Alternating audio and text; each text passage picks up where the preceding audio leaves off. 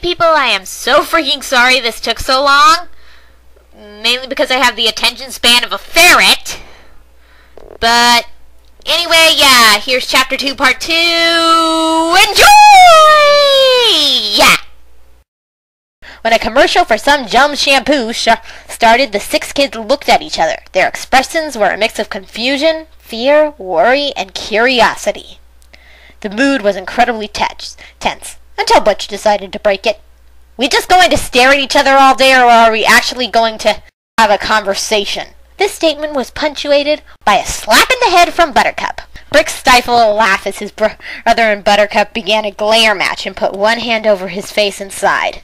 This cannot be good. No duh, Boomer stated. Is anything that involves Brisbane ever good? I don't think this is a time for jokes, Boomer, Blossom said good-naturedly. I wonder who or what burned that lab down. Buttercup disengaged her glare match with Butch to speak up. My guess is it was whatever the hell he had locked up in there. Not that I have any idea what it is. Thank you, miss. Point out the obvious lot, Butch sneered, restarting the glare match.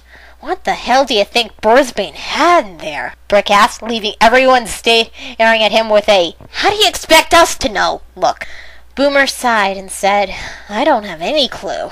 Maybe we should call Weasel. I'm sure he'll know. No need. A familiar voice coming from the direction of the door startled all of them. They turned to see a certain super-intelligent rodent standing there. Weasel laughed lightly at their expressions and said, sorry if I startled you. The door was open, so I let myself in. You almost gave me a freaking heart attack, dude! Butch yelled, only to get slapped in the head by Buttercup again. Weasel, how long have you been standing there? Blossom inquired. Well, since the beginning of the news broadcast, so about 5 minutes, Weasel said sheepishly. The kids exchanged a, he was there the whole time and we didn't notice look.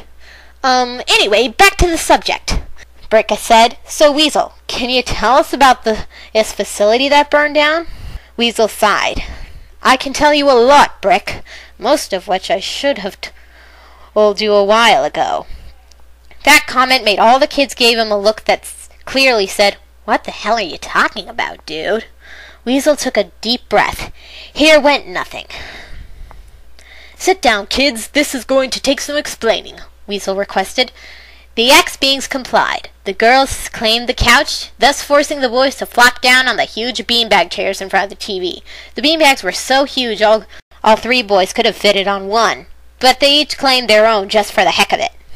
So what's the deal, rodent? Butch asked, hanging his head upside down off the side of the beanbag. Weasel cleared his throat. It was now or never, and unfortunately, never wasn't an option. That facility, he began, was the operating center for another project Brisbane financed. Last night, the subjects of that project broke free of the imprisonment Brisbane forced on them, destroyed the lab, and escaped. What kind of freaky project was Brisbane doing in there? Buttercup asked. Weasel took a deep breath and squeezed his eyes shut. Here came the moment of truth. That facility housed a side project to Project Rowdy. It was called Project RRG.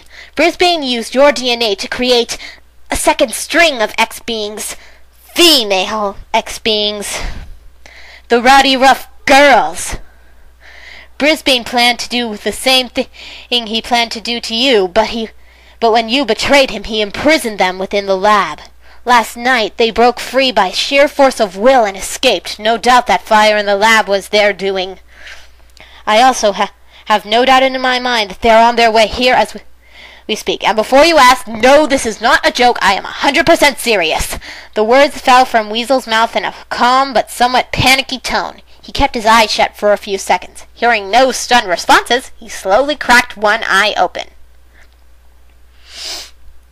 All six of the X-beings before him were wearing obvious expressions of surprise. The Powerpuffs were giving him stunned stares, as were the boys. Boomer's jaw dropped halfway to the floor, and in about another 5 seconds, Butch had passed out on the floor. That, Weasel thought, actually went better than I expected it to.